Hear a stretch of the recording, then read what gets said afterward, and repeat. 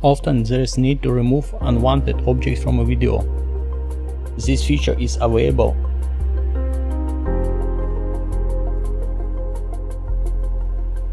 Add the clip to the timeline and switch to the cover page.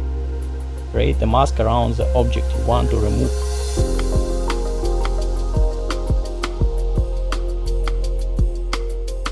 Start tracking.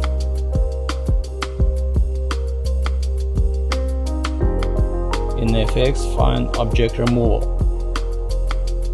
Add it to the node and start the analysis.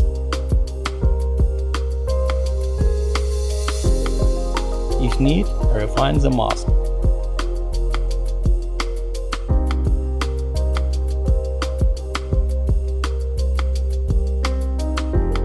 Click Build Clean Plate.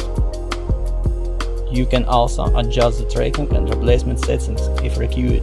To learn more about the capabilities of DaVinci Resolve, subscribe to the channel.